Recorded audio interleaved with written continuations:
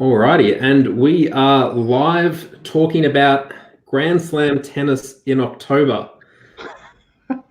2020 has been a very, very weird year. Now, today we are joined by, first of all, there in the middle, we have Drew, aka Whale Cupper. How are you, sir?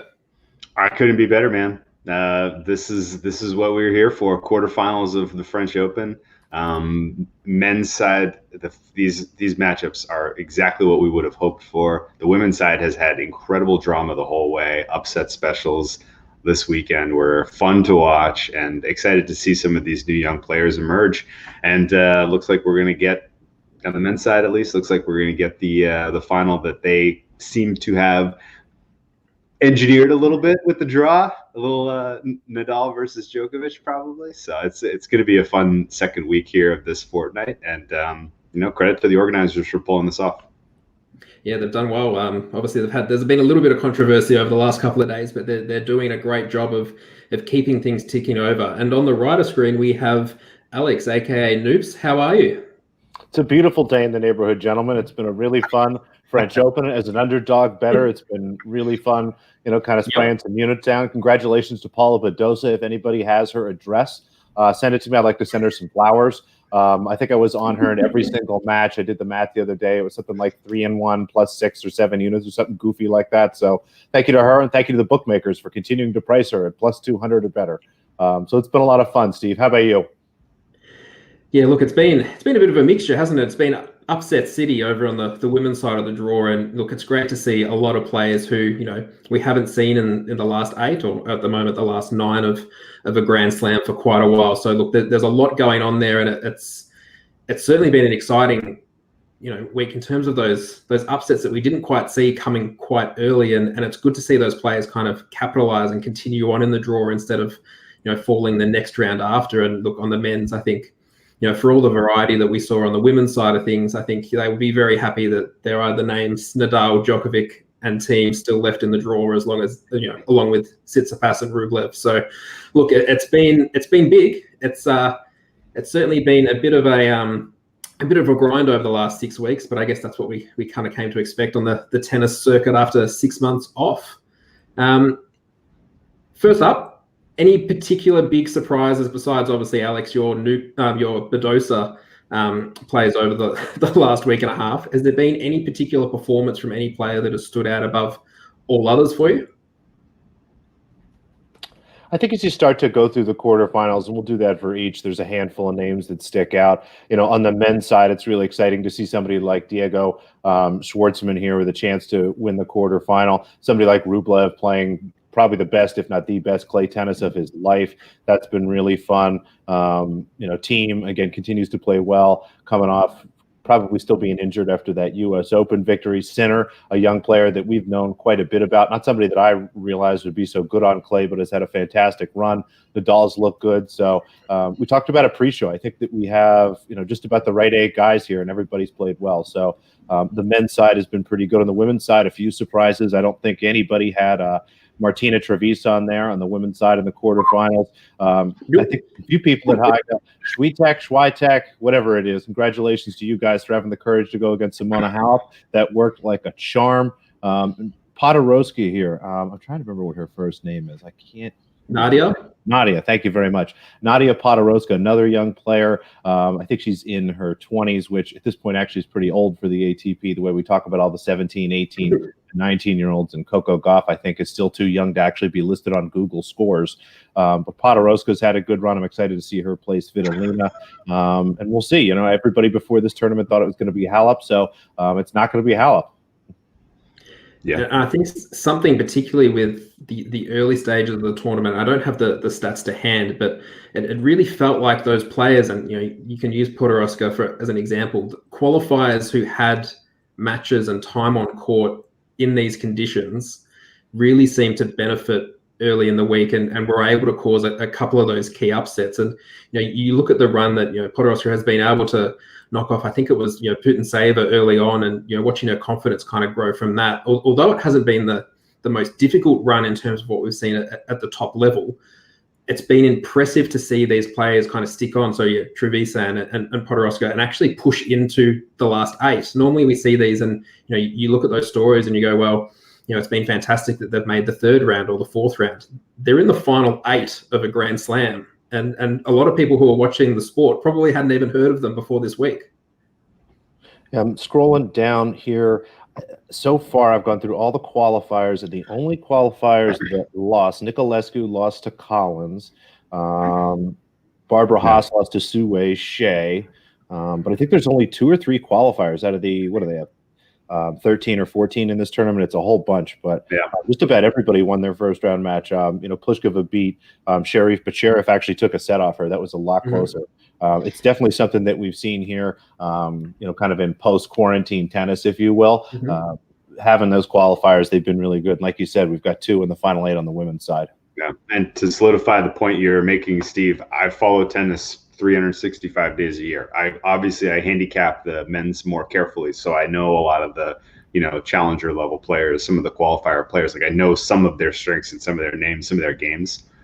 So I've never heard of some of these women, and I've been watching them and learning about what their strengths and weaknesses are along the way. It's been great fun. I'd heard of Iga Swiatek before. I love that she is emerging in this, future superstar on tour. I don't think this is, this is not a one-off at all. This looks very real. And the day before, she bounced Halep, I was looking at the women's draw like, I guess everybody's just going to get out of Halep's way. This is going to, she obviously had her focus set on this tournament, and, she's won it before. She's got the pedigree, and, now she's just going to be able to coast to the semifinals and spank Svitolina, and then whoever she draws out of this messy bottom half, she'll win in straights. But sure enough, Swiatek, stepped up in a major way, pulling off that upset. And, it's cool. It's cool to see this because for sure, the influx of new young talent and kind of the turnover as we go through year after year on tour makes it fun to watch. So I love it. The men's side gets stale. Like the fact that this tournament kicked off and there were really 2.5 people that had a reasonable shot to win is insane. It's much more fun to pick up some long shots and follow them on their journey. Not unlike Yelena Ostapenko a couple years ago. She was 100-1 pre-tournament for her Roland Garros title. Sophia Kenin at the Australian Open was 30-40-1 before the tournament started. So it's very cool to see the women's side go through this because it's entertaining as can be. Yeah, and I think the thing that we can see over the last 12, 18 months, obviously women's tennis is in such a good place because we've got so many top players from so many different parts of the world. I think every continent's basically covered in the top couple there. You've got Barty and Osaka and Andreescu, and they're not even here, and we're still getting some great quality tennis. And you look at Swiatek, she lost 1-6 love 6 to Simona Halep here a year ago, and she can flip that around and only drop 3 games, from 18 to 19 years of age. She's developing, and I think there has been a bit of talk about her over the last probably 2.5 years. I'd probably say I've heard Alex and the like on the Net Worth pod talk about her, and you look at her at 17, and look, we shouldn't be expecting them to be so consistent week in week out at that age, but when you look at what they can produce at their best, like that performance against Halep is arguably, I can't think of a more dominant performance that has caught me off guard. I think outside of maybe Halep beating Serena Williams in the Wimbledon final, where she just ran over her in quick time, I can't think of too many other ones recently that have kind of caught me off guard in such a dominant fashion. I don't know if you guys can help me out with anyone else. I mean, Naomi Osaka's first U.S. Open title was pretty damn impressive. That final where it got overshadowed because of all of the histrionics with Serena Williams and the linesman, but she was on that day and was absolutely dominant. Women's tennis is the future of women's tennis is in very strong hands because I really do think a lot of these women are going to last. And we didn't even have Ash Barty in this tournament. We didn't even have Naomi Osaka. We didn't have Bianca Andreescu. Like these names are all going to be in the mix, going forward, and it's just going to produce really high quality fields. So I'm pretty excited. The only one I was thinking about, Anna Samova, beat Sabalenka. I think it was the Australian Open last year. I think it was something like 6-1, 6-2 or something like that. Absolutely smoked her. Might have even been better than that. That was the only other one that stood out to me. But I think that's the thing, that the women's tour is in such a good place, but it's a shame that they can't capitalize on the momentum of it for the rest of this year, because they just don't have any tournaments organized for the rest of 2020. I mean, I'm looking on social media and all the Australian women's players are, all back in hotels here quarantining for 14 days because there was nothing else for them to really do overseas. They had to come back home and wait and prepare for the Australian Open. So I'd much rather be a men's tennis player at the moment, because it seems like they've got a lot of options over the next couple of months, whereas the women don't have any. Yeah, that is a shame. Alrighty, well, we might just quickly pop up onto the screen. We'll just have a bit of a chat about, I guess, the 8 players that are left on the men's side, and then we'll get to, so we've still got 9 players left on the women's, because one of the matches got caught with the rain delays today. What we'll do is, let me just grab up onto the screen here the men's draw, and like we said at the start, look, you'd be pretty happy as organisers if you could get, a combination of, you've got Novak, you've got Nadal, you've got Team Schwartzman, who was able to, upset Nadal the other week. You've got the likes of Rublev and Tsitsipas, who, weirdly enough, this is their second meeting now since the French Open got underway, having played in Hamburg last week. You've got Novak versus Carreño Busta version 2, which hopefully reaches a completion this time, unlike in New York. And then you've got one of the up-and-coming stars of the tour who, will be here for the next decade plus in Jannik Sinner. It's a pretty solid 8 we've got left here. Yeah. I mean, Sinner is the one that sticks out pretty obviously, just because this is a new level for him by a long shot. I think his previous success in Grand Slams, he had been to round 2 or something like that. But you could see when they put the draw together, if he was going to win his round 1 match, things opened up really nicely for him. He obviously drew an out of health Zverev, I guess. Sasha Zverev was not in peak condition on that round 4 matchup, which got him through here to this quarterfinals. But it's cool to see him emerge so early. And this is, this experience of playing a player like Nadal on Philippe Chatrier at this level of the tournament, even without, the fan part of it, this is going to be huge in his overall development as a young player. It matters a ton to get to this level and to have kind of, this is, your whatever happens, even losing 6-3, 6-2, 6-2 or whatever, he'll still have, the experience of kind of progressing to this point and what it takes to win best of 5 and what it takes to kind of get your body back into form with the day off in between matches. This is a good experience for him. But Carreño Busta, this is clearly, clay is his best surface, but he's gotten a heck of a lot better at hard court as well. So you really can't say he's a specialist anymore. And he's made it to quarterfinals of a lot of impressive tournaments over the years. Never really broken through into too truly challenging. I think he made a semifinal one year at the U.S. Open, but then got smoked by Anderson? Was it Anderson that year? I can't remember. So it's but this is probably the end of the road for him. But I think that's gonna be a fun matchup to handicap, because if you take a step back and you look at the kind of the 2 co-favorites here for the title, Djokovic on the top, Nadal on the bottom, that it's very clear and obvious that those 2 should be considered co-favorites. Djokovic because he has the easier path, and Nadal because he's the greatest player on clay of all time. And you would think that Djokovic has shown us more to this point at the French Open in terms of just dominant play. Nadal hasn't really had to raise his level above about 75% to get it done at any point in time. So we really don't know what his ceiling is right now, what he's capable of. Whereas Djokovic, in a lot of moments, has kind of flipped the switch and shown us, yes, I'm unstoppable. I'm just playing with my food here.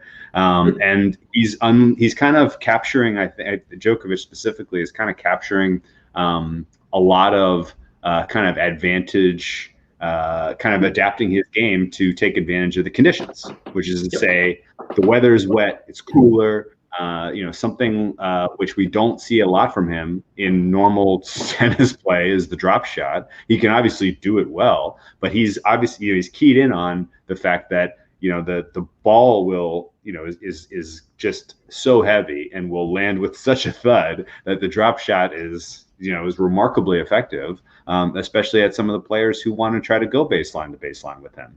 And so he's deploying that remarkably well. It's worked against every opponent he's faced so far. Flummoxed, Karin Hatchinoff today. And I guess Carreño Busta, I would say, is slightly more athletic. He's slightly more better movement. He's a little faster.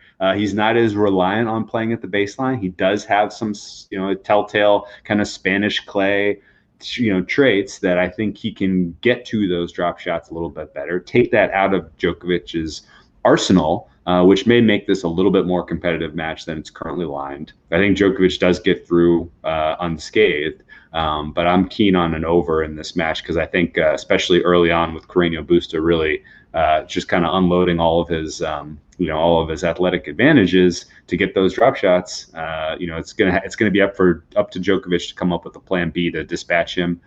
So I'll take an over in that one and enjoy a pretty competitive match, I believe, especially early on. Yeah, and I think, look, obviously it's a different surface to what we saw in New York, but it is worth remembering that Carreño Busta was up serving at 6-5 when the world ended for Novak inside the bubble. Life as we know it for Novak finished up there. Look, it's a really interesting. I'll just go back to your comments there on Sinner and his ability to get through this draw. I think something that's common when you look at when you step back to the start of the tournament and you look at players' draws and you look at Sinner, and we'll use Swiatek as an example as well. Sinner got David Goffin first up, and it was a little bit, you kind of look at it, you go, oh, that's a really unfortunate start. Obviously, David has struggled since the tour resumed and hasn't been anywhere near his best. But if you can get over that hurdle early on and find yourself getting through rounds 2 and 3 without facing a seed, a particularly high seed, it really opens up if you can take advantage at the start. And it was the exact same with Swiatek, who, was able to get Vondrousova in the first round and kind of snatch her draw and run away with it. It's nice to see these players, kind of steal seeds positions and run on with it. And obviously there was a little bit of, Zverev wasn't at his best there, but that's been a really interesting spot, I guess, to look at these players. And it's nice to see these players capitalize. I agree with you around the Carreño Busta and Djokovic, I guess, heading towards an over. I think, Carreño Busta's shown that he's been really good coming back from deficits in a couple of sets. I think earlier against Millman in the tournament and overnight as well. I think he was down. I think he wanted the sets to Altmaier and reeled off 6 or 7 games in a row. So he's showing that ability over best of 5. And, it's becoming commonplace now to see his name here in the second half of Grand Slams. And, we never really talk about him in a lot of detail. Yeah, I think that's fair. I guess I'm looking through some of the comments and I'm trying to think if I am overrating PCB on clay. That's possible. He definitely has performed well recently on some of his hard court. And 3 of his 4 titles are on hard. He only has 1 title to this point in his career, and it was the 2017. Was it Chengdu? I think it was Portugal. He went on clay, and that was a nice run for him. But you're right, 2017 was a long time ago.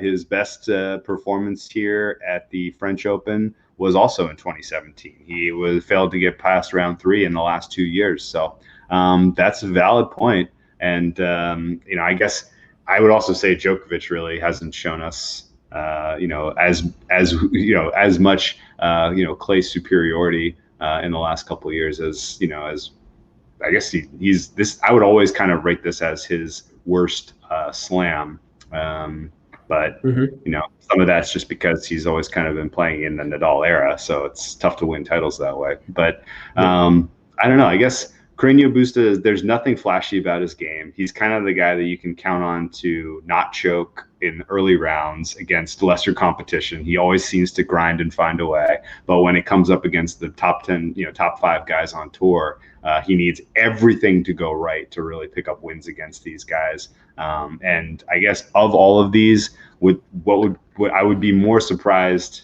I guess I would be more surprised if Carreño Busta beat Djokovic than I would if Sinner beat the Nadal, even just because Sinner is such an unknown quantity. Nadal's, really, he could have something that catches Nadal by surprise. Nadal could be out of form in a way that we don't really know yet because he just hasn't been tested. So I think of all of the potential upsets on tap for this quarterfinal round, Carreño Busta beating Djokovic outright would surprise me the most. Yeah, and I would probably tend to agree with that one as well. Look, it's something that we haven't had to think about in years gone by, but obviously the weather, as we've said, it has been cold, it has been wet. Basically, every match from now on has the potential to be under a roof in near perfect conditions, albeit on the cold side.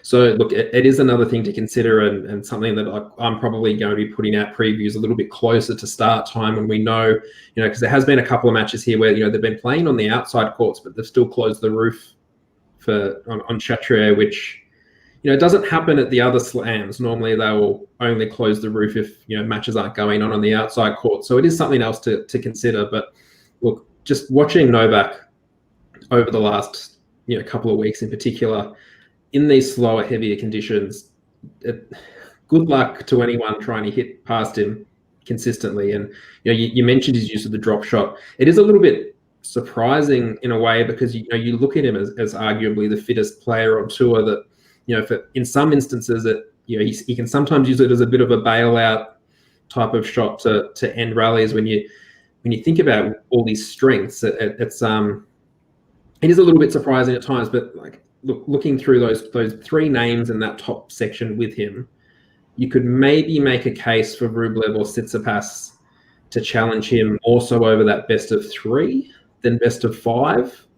I think part of why we don't see as many upsets on the men's side is because we are playing over it's a larger sample size. It's a lot harder to beat Djokovic and Nadal over 5 sets than it is over 3, and I just don't know if any of those players up there are going to be able to match it with Novak for the duration of however long it'll take to beat him, 3, 4, 5 hours. It's going to be tough in these conditions. Yeah, no, that's a great point. And the fact that Rublev and Tsitsipas played in Hamburg and took some they both played in that final. They're coming off of a pretty a lot of time on court. And you're right. I guess Rublev Tsitsipas is an interesting head-to-head. I have Rublev to win the quarter. I'm not feeling super positive about him beating Tsitsipas again. That was a very close final in Hamburg. And Rublev's strengths, basically he's playing a very aggressive style of tennis. He can hit absolute winners off of both wings, which is cool. Because a lot of guys nowadays, they just favor one or the other, and he can do it both ways. And that has the potential to frustrate Tsitsipas. Tsitsipas is the better player overall,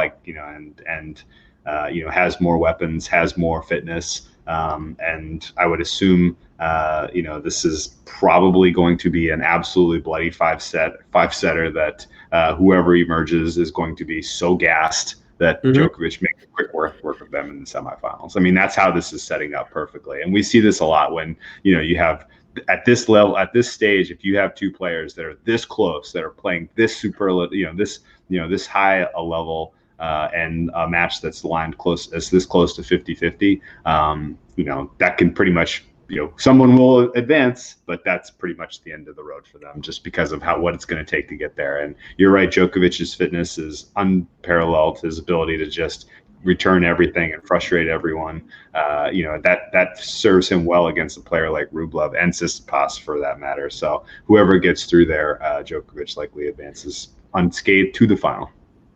Yeah, and I think when you look at it across that, as I said, Rublev and Tsitsipas did play in Hamburg. What was it, a week and a half ago? I think, looking at it, Tsitsipas was up 5-3, I think, in that third set, and then Rublev reeled off 16 of the last 19 points to win it. Look, it would be ideal for whoever wins there to win well, but to save that energy. But I just don't see it happening. And I guess looking to that bottom section, someone who normally gets to this point having expended too much energy is Diego Schwartzman. And now all of a sudden the tables have turned and he's coming up against a top player who's coming off a 5-setter himself. Yeah, no, Awesome matchup. Diego Schwartzman is peaking. I haven't seen this level of play from him in a very, very long time. He's traditionally going to win ugly against some of the better players on tour, just because his game is so much more tactical and relies on atypical things. Whereas a guy like Thiem, you know exactly what you're going to get. This is a very, very tough matchup for him.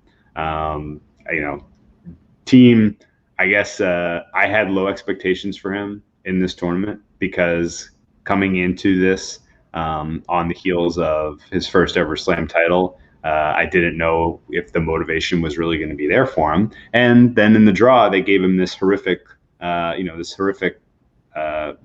draw where he had to go against Cilic early and Casper Ruud, who was in form. He had to go against looked like he was going to have to play against Stan Wawrinka. Ended up the guy that upset Stan Wawrinka, Gaston, took him to 5 sets and did a little damage to him. And then he was going to drop against Diego Schwartzman. And Schwartzman, is he capable of beating him? Yes. Is it going to be easy? No.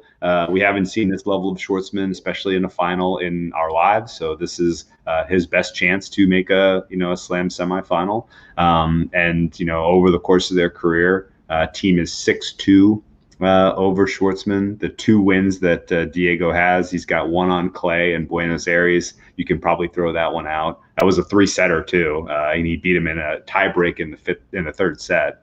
He also beat him on hard at the Rogers Cup back in 2017. So these are 2 pretty old results that aren't especially relevant. He's never beaten him on European clay. The one head-to-head they had was in Barcelona, and Thiem defeated him 6-3, 6-3. So it's a tall ask to ask Diego to show up and go toe-to-toe with second best clay player in the world, maybe third if Djokovic is on. It was surprising to see Thiem's level against Gaston, frankly. He should have beaten him in straight sets. The fact that he kind of dragged that out and made it more painful than it had to be is not a great sign for him. So I'm on Schwartzman at 100-1 pre-tournament, pre-draw even. And I think he can win this third quarter. But the price is not great, honestly. You needed a quick finger early on here to get the best price on Schwartzman. I saw him open up 3-1 at a couple of shops in Europe. Opened at 2-1 at Pinnacle. It's been bet down to about plus 180. That's almost dead fair number for me. What I make him to win this. So I don't see a ton of edge there. And reasonably, I think a expected score line of Thiem 3-1 is my most likely outcome for this. And I guess, talking about your 100-1 Schwartzman future there, we'll just have a quick look at one of the comments from Jim Bets on Sports, who has a question. And Alex, I guess I might get you have you got the live odds for Schwartzman to win the tournament at the moment? Yeah, I'm seeing 30-1 on Schwartzman to win the tournament. Probably hard to find a no on the other side of there. My only thought was, and this is actually I was going to ask you guys, I've been sitting here looking, what was Nadal's price before the tournament? Do you guys remember? You know what? Before pre-draw, he was about minus 120. After the draw, it moved to about plus 100, plus 105. And Djokovic took so much action that got shorter. And I mean, that got longer and longer. And I think when we tipped off match day 1, it was about plus 125. I heard some people come up with plus 140, depending on where you were shopping around. So Nadal is consistently, the market has moved against him in the outrights. That's what I'm seeing. Plus 145. First time in my life that I've ever seen that, and for maybe the only time in our lives we ever see it. I cannot remember the market ever reacting this way to Nadal on clay. And I think that's the thing that you've never looked at a draw before and actually really cared who he faced in a way. There was so few at the top, and if there were, it was probably just that one player who was arguably going to be on the other side of the draw anyway. I agree that this is the first time that everyone's kind of going, oh, hang on, what are we dealing with here? And as soon as you see Thiem and Nadal on one side and Novak on the other side, I would say Rafa would want to switch with Novak every day of the week, looking at this draw that we've got at the moment. So look, trying to figure out a way around, a Schwartzman future at the moment. Your hands are probably tied, perhaps a little bit, I would say, through the quarterfinals. I think his price looks about right for today against Team. The advantage is you've got Team who said after his 5-setter that he wasn't feeling well. He's had some stomach issues. That's probably sucked some of the value out of the price in the head-to-head here. But look, I'd probably say you're probably stuck with the Schwartzman outright until we get to the semifinals, which we would assume would be against Nadal. And you'd want to maybe cross your fingers a little bit and hope for a little bit of carnage up the top. And we saw carnage at the US Open, but I don't think we're going to see as much of it here. Look, Sinner's plus. It's long. I think it's almost 10-1. A lot. Yeah. Is the technical term. I guess a quick comment for Jim. So number one, in general, when you're placing futures in the futures market, what you're actually kind of looking to do is just create value. And in doing this, your betting is basically saying, hey, man, this is going to be worthwhile if this player reaches this stage of the tournament, or if there are wild upsets otherwise. And we have not had that. You have not been the beneficiary of anything good happening for you anywhere else on this draw, which means you're going to need Schwartzman realistically to get to the semifinal to have any real value in that ticket. Now, if you want to cover your stake because you're like, I don't feel great about this particular matchup, do a 2-team open parlay, put team money line as the first one, and then that gives you a free play. If you lose, if this goes down, then you have you have something that's live, and you can add something to it later. Like Nadal might be about I don't know, let's say minus 300 or minus 400 against team in the semifinal at that point. So if you have an open parlay with team money line as a winning leg, you can add Djokovic versus Rublev potentially to that, or team, Nadal versus team on the money line if you'd rather go that way. But that's about the best you're going to be able to do to salvage anything out of this one, unless he gets to the semis. And I think looking at particularly when you are playing those futures, I think looking pre-tournament, that it's the trying to find the value in quarter winners as well, I guess, and thinking that obviously if you were in that quarter winner market, that we've come down to the business end here, and this is the last matchup in that, and trying to look at particularly the outright market in this one, particularly for Schwartzman compared to the quarters, is you're basically hinging on Nadal or Djokovic to lose at some point up until here for it to be better value to go for the outright compared to the quarters here. So just having a quick scan, I guess, at that point, and trying to map out kind of your probability, your win probabilities across it all. I think particularly coming off what happened at the US Open, that there's a tendency for a lot of people to kind of leap at the outrights, looking at upsets and everything that's gone on. We haven't seen that here. I mean, when we flip over to the women's in a minute, we've seen that everywhere. But you're trying to make sure you've got from a Schwartzman quarter perspective, the biggest challenge was always going to be team, and it was actually quite a generous run up until that point. But I think then when you come to this, now we're at the business end here. I think looking at Schwartzman and team, I'm not sure. I have to look at the schedule, but you could maybe hold off a little bit longer and see if I don't think any of the other matches are on before Schwartzman and team. I think Nadal and Sinner might be scheduled afterwards anyway, so you can't even try and hold off for an upset there. It's worth taking a little bit of a look at. There's so many markets out now compared to years ago, particularly on quarters and who will go the furthest, and you can set yourself up in a lot of different ways. But unfortunately, there just hasn't been a lot of upsets, and we've got 8 familiar names here, or 7 in Sinner for people who don't watch too much outside of Grand Slams. Yeah, if I had to make any suggestion, take some Nadal to win the tournament. I actually did anyway. I found some plus 155. One of the good reasons to hedge is if you find a price you like anyway. If Schwartzman does beat team, it's going to be tough for him to get past Nadal there, and at least you already have something in your back pocket that's going to be a lot better than, what would the Nadal-Schwartzman line be? Nadal would be minus 400, minus 500. Oh no, maybe more. He was minus 500 against him in Rome, I think, and that was the best of 3. So it'd just probably be 6 or 650, maybe 700. Yeah, it's going to be a big number. Hey, see if you get a price on Nadal to win the tournament outright. I like anything plus 140 or better, frankly, at this point. And I found a plus 155 at FanDuel. So if you have access to that, I think that's a good look. And for what it's worth, I actually do like Schwartzman to cause the upset tonight against Team. I think we've seen over, particularly watching Diego in Rome against Nadal, he's obviously got the patience and he's got the movement and the ability to kind of extend out these rallies. But it's the first time I've seen him actually have the confidence to come in and take the ball early and redirect it and try and hit it past Nadal, particularly on his backhand. Schwartzman's one of the best players at taking the ball early when he wants to attack. It's just him having the confidence to actually attack. And I think with Team standing so far back, I actually find it's going to be a little bit more difficult for Team to generate off a 5-setter in these conditions enough to consistently hit through Diego. And I think Gaston showed that the drop shot works against Team, because he is standing so far back.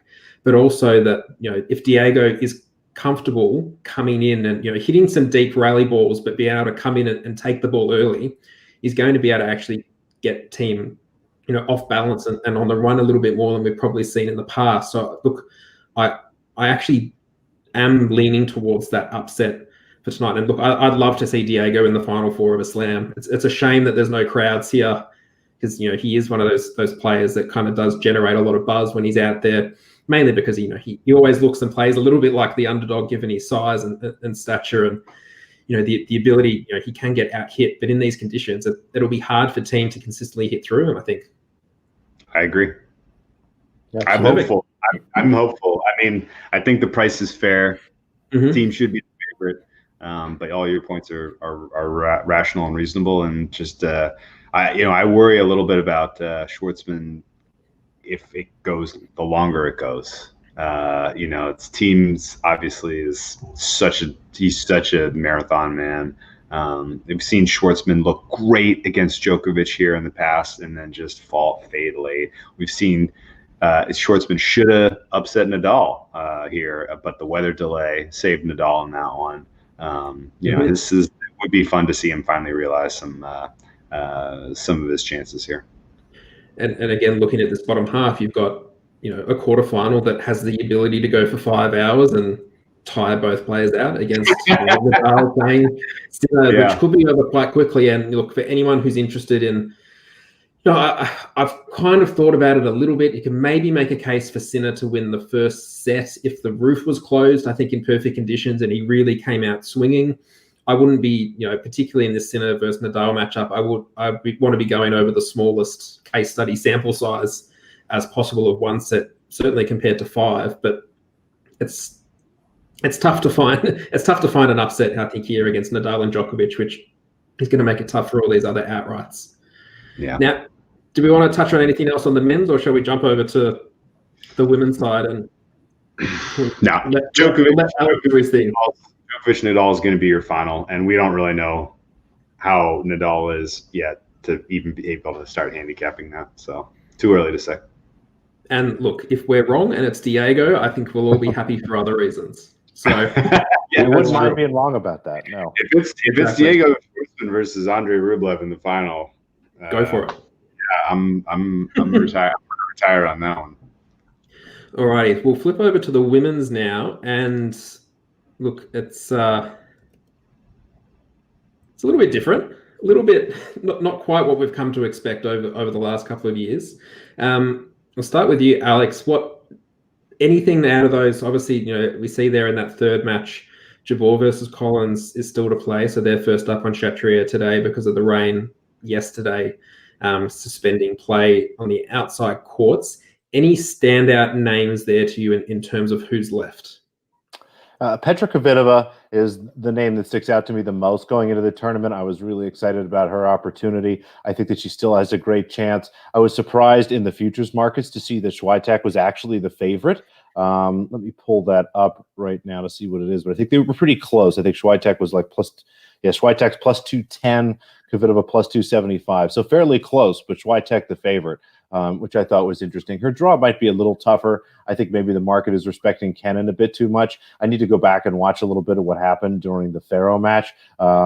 At some point during the second set, Ferro completely lost the farm in terms of her first set. She was getting it in, but just getting absolutely pummeled. Like she was getting like 65% of first serves in, but only winning like 35% of points. So need to go back and kind of see what happens there. But I think Kvitova has a nice chance to come out of the bottom half. The top half to me could just be absolutely wild.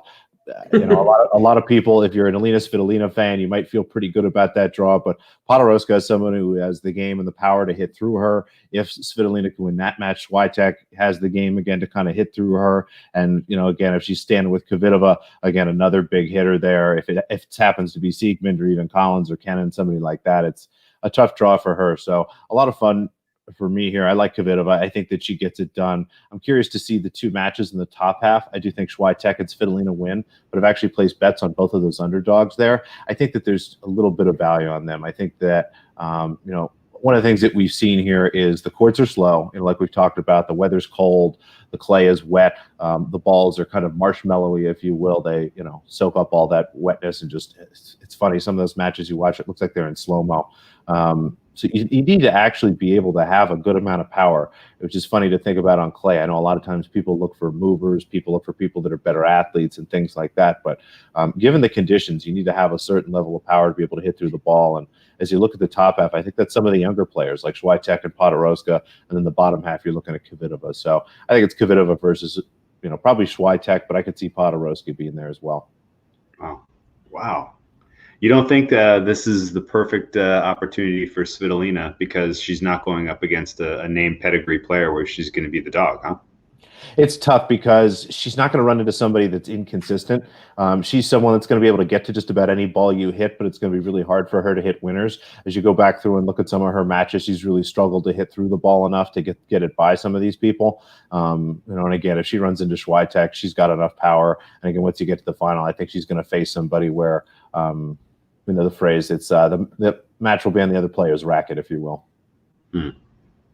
And look, I guess for a lot of people who are looking at that draw, from a narrative standpoint, you look at it and go, well, hang on, this is Svitolina's best chance and potentially will be the best of her career to finally, get over this hurdle. And you think of all these women's players over the last decade that have come and gone and, they've made world number one or they've pushed to the top, but they haven't broken through at a Grand Slam. This is probably as good as it's going to get for her, I think, for the foreseeable future, especially when you look at, all the players who are coming up now and challenging. And she's not being beaten by people who are older than her. She's being beaten by younger players who are showing more earlier in their careers. Yeah. I was surprised she skipped the U.S. Open. I thought that was another chance for her. Those courts play well for her. The field was a little bit weak. I was surprised that she didn't play there. But this is about as good a chance as she's had and probably will for a little while now. As, like you said, Steve, some of the younger players start to come up and, her level starts to peak and maybe start to go down even a little. And I guess, one of the quirks of 2020 on tour has been obviously that, a lot of players did skip that US Open or that North American hardcourt swing. Podoroska was one of those and was able to put together, I think she played Palermo, lost to Ferro, who went on to win the tournament, played a couple of tournaments, I think in Prague. I think there was the Prague Women's Tournament and the Prague Challenger Tournament.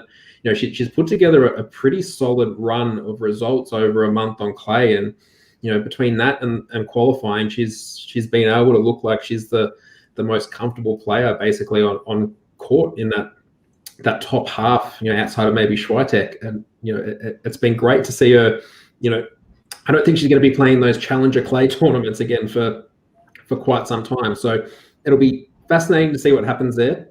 Svitolina has to take control of that favorite, she is the hunted, I guess, in this top quarter or top half now, I guess. She's the one with the most experience and the most results under her belt. It'll be interesting to see how she handles that.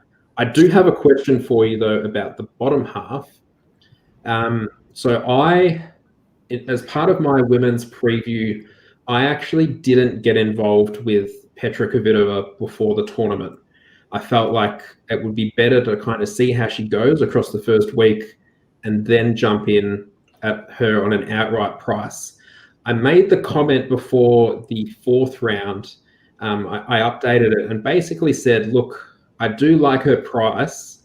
My only concern for her in the bottom half is Laura Siegmund. What? Really? Total junk baller. I agree. It's someone with a Kvitova ticket holder. I've got her to win this quarter. I've got her to win outright. I'm really weirded out by this match. Siegmund has had a bizarre tournament. I think some people saw and maybe remember the double bounce that ended up not getting called, and all of a sudden Kiki Mladenovic just loses it. And here she is, playing Kvitova. She's not afraid. Of all the names that, again, as a Kvitova quarter ticket holder, all the names that I had circled on the bottom there, that was not one of the ones I was excited to see either, Steve. Wow. And I think that's the thing that you look at Petra, and look, I was on her to win quite comfortably in the fourth round, but it's the variety that she'll see today that she probably hasn't seen. It's the slice, it's the drop shot, it's the ability to actually, I'm just not sure if Petra's going to, it's going to take winners from Petra. She's not going to get the unforced error rate that, she was down, was it 1-5 to Fernandez, I think, in the third round, and Fernandez just couldn't quite get over that hurdle of taking the first set. I'm just not sure about it. Look, as I said, I would much rather Kvitova against Jabeur, Collins, or Kennan. So I feel like for her, this is a huge match for her from a quarterfinal standpoint, because I think against the rest of the group there, it's going to be, particularly if the roof's closed and we do see wet conditions later in the week, it is going to be hard to beat her. But this looks like this is a trickier test, I think, than a lot of people may be thinking. And when I say that, it's probably going to be a case of I'll probably look at taking Siegmund to win the match outright. I feel like I feel like there's more value in that than there is taking Siegmund at the plus games. All right, couple rebuttals, and Petra, one of my favorite players. So I may be speaking out of wanting to see her kind of put a capstone on this comeback, which obviously people know started here. Started at Roland Garros a couple of years ago. So this is and she's been pretty emotional, and hopefully she can keep it together. But Kvitova is not one of the players on women's side who I worry about going up against a junk baller at all. Pliskova goes up against a junk baller, forget about it. Like, she just doesn't have she doesn't have the discipline to match that type of play style. But Kvitova, I feel like, does do well against that type of play style. And we only have one head-to-head to look back to. This is, of course, 2015, so take it with a grain of salt. But she smoked Siegmund 6-1, 6-1 in their only ever time facing each other. And when I kind of look at the same kind of quality players as Siegmund, style and quality, I see Kvitova wins about 80, almost 90% of those matches. So I think I like her in this. I like her to get by Siegmund. I don't think Siegmund has the class to take on Kvitova in a slam, and I think Kvitova goes to the finals. I'm more worried about Kennan, to be honest with you, from Kvitova's point of view, just because Kennan does seem like she's peaking, and because she's more recently won a slam, so she's got the kind of she's got the mental game to kind of go back to, hey, I've already done this. I've won a title this year. Like, she can lean on that if needed. But I think Kvitova gets through to the finals. I think she's in this to win. I think she wins. It's just not going to be as easy as I want it to be. Okay. I think you have to go back through the record books, but I wonder from a Kennan standpoint, who was the last player to come into a Grand Slam having lost their last match, love 6, and win a Grand Slam? She's come a long way since she lost 6-love to Azarenka. I just one more comment on Siegmund. It's just nice, I think, from a tennis standpoint, and someone who's followed the tour pretty closely over the last kind of 8-9 years. She came into, I think it was the 2017 French Open, she was one of the favorites. I think she was in the kind of the top 5 or 6 favorites, and the week before tore her ACL and missed, I think, effectively 12 months of tennis and has had to make her way back. It's nice to see her at least kind of capitalize and get, a solid result here, even if it is, losing in the quarterfinals. This is the first time that we've seen her kind of consistently build up her game again since, I think, her knee. I think she has struggled. She's beaten a few people. I think she knocked off Azarenka at the Australian Open last year. Or was it this year? I can't even remember. She's had a couple of solid wins, but this is the first time, she's had a little bit of luck, if we're going to call it luck, at 1-5 in the first set against Mladenovic in that first round. But, she's looked pretty solid against some bigger hitters. So I am interested to see how that match unfolds. But I think when you look at Jabeur and you look at Collins, who have to play tonight, I think both of them will probably struggle against Kenin based on what we saw in sets 2 and 3 against Ferro.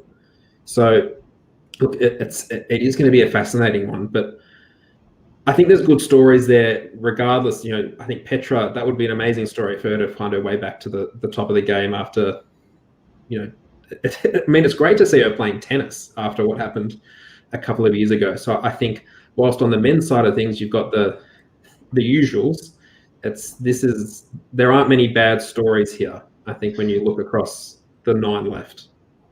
Yeah. We haven't mentioned Trevisan, but it's worth noting, I have no idea what her strengths, weaknesses, how good a player she is, if the price is right for her. I can tell you the market reaction to Swiatek was surprising. I'm betting her out from -400 to -500 in the blink of an eye was surprising. I thought that was a fair opening price. But Trevisan has beaten a lot of damn decent players on this run. She might, she doesn't have the most impressive win. That's clearly Swiatek over Halep. But her wins were all good. So this might be legit, and she might be a tough test. And just the fact that neither of these players has quarterfinal experience would, in a vacuum, I would just look at that match and say, oh, that's a 3-setter all day. Any disagreement there? No, I love over 2.5 sets in the WTA, and Trevisan's a player that's going to make Igo work here. So I think that's a really nice way to attack it. I like that actually better than even plus 1.5 sets. I'd have to go and look at the prices, but usually you can do better on over 2.5 sets than you can on the plus 1.5 set market. So I think that's a nice way to attack it. Yeah, definitely. And look, she does have the advantage of being a slightly different look for a lot of players. Trevisan, she is left-handed, but Swiatek did. Well, she absolutely dominated Vondrousova in the first round, so that shouldn't faze her too much there. But this is that classic case of Swiatek. She's beaten the top name, and now it's up to her to flip the script and go, well, you were a big underdog and you could pull it off. Yeah, now everyone's come. Now you're the one in this draw. You are, for the first time in her life, she is the favorite for a Grand Slam. And she has to go out there as a very, very heavy favorite in a quarterfinal and deliver at 19 years of age. Yeah. And it's going to be interesting to see how that unfolds. Sometimes when you're that inexperienced, though, you don't know you're not supposed to do this. So that could work out okay. If this was, if she had a quarterfinal run in the past and now this is her second or third one of these and she sees herself as the odds-on favorite and they're asking her those and they're asking her to comment on that in the press conferences and stuff, then it probably gets in your head. But this is such a novelty. She may not know any better. Yeah, definitely. Look, she did lose. I think it was late in the first week at the US Open, but that was to Azarenka, who, obviously that's good form there that, Azarenka made her way through to the final. She is pretty good in terms of, she looks to have handled pressure pretty well in the past. But as you said, she might not know any better. And a little bit like Andreescu, I think last year, Indian Wells, US Open, didn't seem to bother her at all. I think she seemed to almost enjoy it more than most players. Now, Alex, have you got the outright odds there for who's left here? So we've got Swiatek as the favorite. Is that right? Yep. Swiatek plus 210, Kvitova plus 275, Svitolina plus 333, Kenin plus 460, Jabeur 20-1, Siegman 25-1, Collins 30-1, Podoroska 33-1, and Trevisan 50-1. So again, the market all over Swiatek. I mean, in general, if you start to look at her outright price, given her age, given how little history she has, I think with the public, to even have her at 30-1 or so, to win the tournament outright beforehand in Halep's quarter like that, I think actually speaks to a lot of it. Now, admittedly, I'm really surprised to see Kvitova is not the favorite here. That is just wild to me. But the market's respected Swiatek pretty much this whole time. She's been in the 30s for a little while now, like 6 months to the last year. Is someone that likes to get onto futures early. I was hoping to have her at a dumb number, but they got all over that a little early. Yeah, it's amazing to have her as a favorite here in the quarterfinals for the tournament, considering she was plus 150, I think, opening in round 1 against Vondrousova. Yes, right. Yes, exactly. It's amazing.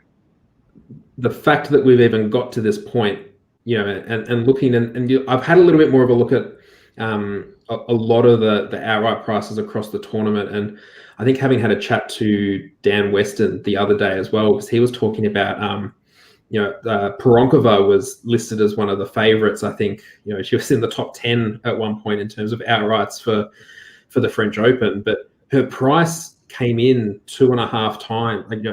It came in as if she beat Serena Williams without actually showing any form of actually completing the victory. That that we are going to see these things. And obviously Swiatek, she has flown in, but her price has dropped.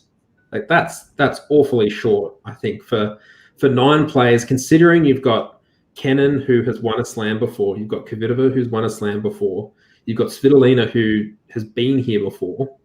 You can maybe say if Svitolina was in the bottom half and Siegmund was at the top, that Swiatek's maybe an okay price there. But gee, it's going to be an interesting week. Yeah, one of the things that's possible is that this isn't a very well-informed market because there's not a lot of re-entry. They probably so many of the top players are gone that basically the house has already they've already made their money on this outright market. I don't think there's any chance they're upside down, even if Jabeur wins or something. Even if something totally crazy happens, I think they're making money on this market, and so not a lot of people running back to the window to get back involved in this. They probably look at the likes of some of these matchups, and they're like, we're still going to get favorable prices to bet Swiatek. Semifinals, finals, even if this is true pricing, if she has this, if that's correct, that she has those odds to win the whole tournament, then you might as well just go to the wall match by match with her. So I guess that's the thing. What would you price Swiatek against Svitolina? Man, I have a tough time. I have a tough time saying that's not like a pick'em type of match. I don't know. I mean, Svitolina is obviously in form. She just won in France. It's. So you've got near pick'em odds there. Maybe say Swiatek might be a slight favorite. Yeah. And then you're going to put Swiatek again in the final against Kvitova or a Kenin. Yeah. Kenin, I think, is close to even again, and I'd have Kvitova as a favorite. Yeah, I would also. Pretty solidly. Maybe in the not quite minus 200, but somewhere in that minus 175, minus 180 range, something like that. Yeah. And what is she for the outright again? Plus 210? Kvitova's, Swiatek's plus 210. And Iga, by the way, this would be her maiden career title. Right.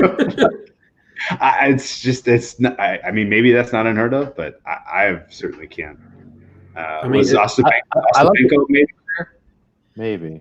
I like what you're working up towards, though, Steve. I think that you're going to do better match to match than you are taking this plus 210. I mean, if Kvitova's in that final and Kvitova comes out and just absolutely whips Siegmund, and the winner of Kenin, Jabeur Collins, just absolutely whips the two of them, I mean, you might get plus 200 on Swiatek in the final. I don't think it'll be that bad, but you'll get plus 150. Yeah. And in fact, maybe this is telling you that the bookmaker's major liability at this point is Swiatek. Yeah. Like she's the one they're going to have to pay on, so they're going to move her to number into an absurd range. And when you look at the biggest threats for her are Svitolina, Kenin, and Kvitova, because they are so spread out as well, that none of those are going to really you'd say she only would have to face one of Kvitova or Kennan, but you'd think that one of those two would be getting through from this section unless there was a big upset. Svitolina is a heavy favourite in her one. She's probably going to need to face at least one of them, probably both, to get there. That I don't see. Yeah, there's certainly no value in Tritech in that outright market. And look, although she is obviously awfully short today, you probably even get more off her just in the semi-final and the final, let alone in the quarterfinal into it. Yeah, it's a very big favourite. Yeah. Alrighty. Well, any other quick final thoughts on the draw of what we've got there from either of you? Yeah, it's going to be fun to see it play out. And I think your commentary is solid. And just, kind of as a sort of an armchair women's tennis fan, Kvitova Svitolina feels like it's being overlooked a little bit just because of the pedigree of those two women relative to the rest of this field. I don't know. Yeah, definitely. And look, and we just had a quick question from SK, who's watching on YouTube. Thank you, SK. Who wins out of Jabeur or Collins? Do you have a side on that one, Alex or Drew? Haven't bet it, but I like Collins there. I think this should be pretty close to a pick 'em, so I was surprised to see her plus 120 or 2.2. So I think there's a little value in Collins at that price, but not a match that I'm going to attack. Yeah, I would agree. I think that should be closer to a pick 'em. I get why there's betting support for Jabeur. She's having a really, really nice year. But I thought the opening price was fair. I saw it in the 120s on the open. And now that it's out to minus 145, there's maybe a little bit of value on Collins. Definitely. And look, I guess one quick reminder here while we've got, a couple of players here, you look at Podoroska and you look at these players who are kind of coming up from the lower ranks. If anyone is interested, I was able to get Vinny, aka Matatip Tennis, to write up a little bit of a preview of the WTA junior players to watch for this week. There's a couple of players there that he's all over the junior tour in terms of who to look for and who's going to be coming up, and you never know who that next player is who's going to burst through, because at a junior level, we've got Coco Golf, we've had Kostayuk recently that are when they're under 18, they're not able to play a full schedule like the other players, so they will kind of pick their spots a little bit, and they're worth keeping an eye on. So if you do jump on acetennispreviews.com and have a look, I think it's the second most recent article, and I'll pop a link up underneath this as well if anyone's interested, that Vinny's put a couple of dot points together of some. There's a lot of exciting players to watch, I think, at the junior level that are coming through. It's not just all Coco, I think, at that age level. So there's going to be a lot of interesting players over the coming years. Yeah, it was a great read. Vinny does such a good job with that stuff. And the WTA, it's huge. I mean, you even look at this tournament, you have somebody like Clara Townsend. How old is she? 16? Something like 17, that? 17, I think. Yeah, she's 17. Yeah. Won a couple matches, was competitive in qualifying, things like that. I mean, even somebody like Podoroska, again, young 20, somebody like Swiatek, I think, again, we said she's 18 or 19. I mean, the WTA is all about a lot of these young players that are coming up. So Vinny did a great job, as always, with that. That's one of his biggest edges. He seems to know just about everybody since they're about 8 years old. So I don't know what kind of tennis subscription he has or what he's streaming, but he knows just about everybody. It is great. He's the best. And I think that's the thing with the women's. You can find these players who can make a bit more of a name for themselves early on, because it isn't as much of a power game. There's more variety and ways that you can kind of attack. Thinking on the men's side, outside of Rafael Nadal all those years ago coming on as a teenager, there hasn't been anyone who's really taken over and dominated it at such an early age like we do see on the women's side. Now, just before we wrap up, first of all, we'll start with you, Drew. Where can we find all of your information about not just tennis, but everything? Twitter is the best resource to track down my content. Articles, videos, podcasts, it's all posted there at whale_capper. If you're into NBA, tennis, football, we got it all. Bit of everything. And you and yourself and was it Andy and Kelly did the ATP preview, which was fantastic for this tournament. Good to see you guys back on the men's tennis reviewing. Yeah, I had to twist some arms to get him out there for that, but the Ball Boys reunion was great. Glad to see it. And how about yourself, Alex? Obviously, you've got the Net Worth podcast. So where can we find all your stuff? Yeah, the Net Worth podcast, you can find us at Net Worth Pod. That way you can get all our periscopes and podcasts right as they come out. But all my stuff, I do a good job of retweeting it myself at _Noops. You can find anything I write there. All my picks are there. Been lucky enough to do some spots the last few weeks with our friends at You Better You Bet, as well as at Bet Sweat. So you can find all my appearances there as well. But before we wrap up here, Steve, did we want to do a moment for a little bit of wake here for our buddy Double Fault? Look, a little bit. It's tennis keeps shooting. This is arguably the saddest thing to happen in, I don't know, since the last horrible thing that's happened in 2020. Do you want to give a little bit of a background of what's happened over the last 12 hours?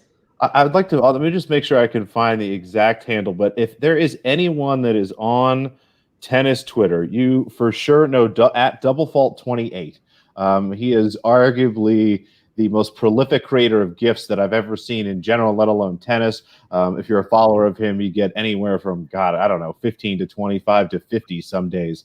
GIFs of just unbelievable little highlights. He does a great job of tagging it. And it just makes the experience of watching tennis so much better. It's a great way to get some of those highlights. Tennis is one of those rare sports because you have one-on-one, because you have some of these great camera angles. You have a chance to do some of those highlights. It doesn't necessarily work in team sports, hitting a home run, throwing a long touchdown in the NFL, something like that. It's not as great for that format, but he does a great job with that stuff. And unfortunately, earlier today, he announced that I think he got a cease and desist or some sort of nasty letter from somebody letting him know that he needs to stop doing that. So congratulations, Organized Tennis. Congratulations, tennis media. You have found some other way to make the sport harder to watch and less fun to consume. Well done. And I think it was from the French Tennis Federation, who I think he's had some trouble with in the past. And I know a couple of people had some issues last year as well, even just kind of filming match points on their camera in the crowd, and found themselves having their accounts suspended. So it's really tricky because you've got a lot of people there who are happy to promote content, but now everyone's just a little bit on edge as to what we can actually what you can actually do. And I think what I think his name is Alex, from Double Fault, has been able to do is it gives you an avenue of if you're watching a match, you can basically send a tweet his way, and he will then come back with the particular highlight that you wanted at a particular point. And that is something that we don't have at an easy disposal in tennis in terms of that two-way conversation. Imagine, if you send that video, if you send a question to the WTA handle, you're not getting highlights back. You're just getting, most of the WTA handle is highlights of whichever player is losing. So look, it's been a little bit tricky. And I had a quick look through because I was just interested. I think we wouldn't miss it as much if what was being done at the moment was already top-notch, top-level content. But I had a bit of a look through even just the Roland Garros Instagram over since the US Open finished. So basically since the clay season started, they've posted 194 times. 56 of them were either pictures of clay, pictures of the roof, or pictures of just Roland Garros in general. 62 photos were of previous Grand Slam winners who were still in the draw. So how are players meant to promote themselves unless you've won a Grand Slam or you're clay? Really? Like the number of photos that they've shown of just people sweeping clay around. I had to look through, like even their home court players. Caroline Garcia got one mention. Gaston got two, which was lucky, and I think one of those was because he played against Team, and the other one was because he beat Stan, who both feature regularly. There's just not enough there for anyone who's kind of got that interest outside of the top 10, top 20 players. And I think that's the thing with those.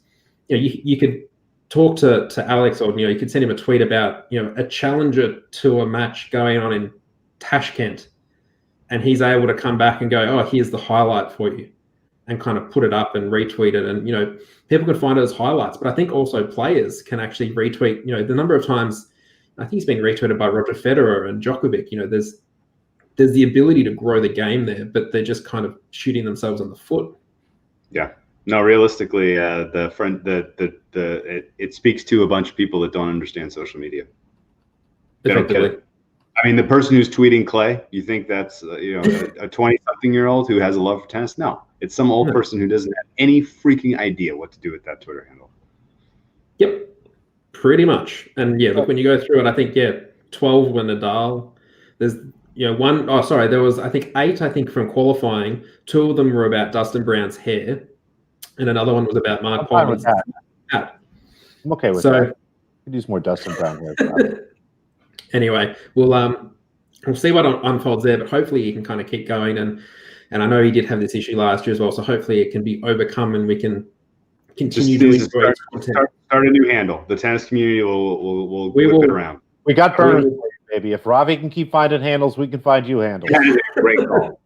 Very, very good. One more question before I leave you. Obviously, I'm wearing my Miami jersey for we've got Jimmy Butler. This is about the only time I've been able to wear it through the NBA Finals. How confident should I be tomorrow, or how confident should I be in Miami coming back in the series? I think about 15% confident. Yeah, good. That's probably more than I was. That's a lot more than I was thinking after game 2. What did you say, Noops? I feel a little bit better than that. The next game is going to be really close. I just think every single game of this series, Miami is going to have a chance to beat the Lakers. And the game gets tight, the Lakers get tight. And at the end of the day, what you see is 2 guys versus a team. And what we saw last night was Jimmy Butler was just the best guy on the floor last night. And he finally gets some help. I think that the Lakers should be really disappointed that they're not up 3-0 in this series. I think that they really needed to put their, the foot on the neck, if you will, and really get them down 3-0 here, because now they have hope. And the most dangerous thing that an underdog can have is hope. Bam Adebayo's coming back. They just won the last game. I still think the Lakers win. They've been really good. I didn't think they played their best game, but Steve, don't be totally pessimistic. I don't, I haven't marked out all my Heat series bets as losses yet. Good. I'm glad to hear it. And I know LeBron copped a little bit yesterday for storming off the court before the final buzzer went off. I mean, arguably he actually left the court about 12 minutes earlier because I didn't see him too much in the fourth. So we'll see what happens and see what unfolds as we go forward. But thank you very much, both of you, for jumping on today. This has been a lot of fun kind of going through. Normally we do a lot of preview stuff. It's nice to kind of check in midway through the tournament, see what's been going on, and kind of look to the pointy end. So thank you very, very much for both jumping on, and hopefully we can do this again sometime soon. Absolutely. Our pleasure. All righty. And thank you to everyone who's tuned in and asked questions along the way, be it on Facebook, YouTube, Periscope, Twitch. I think it's all happening. So thank you very much, and we will see you next time. Bye for now.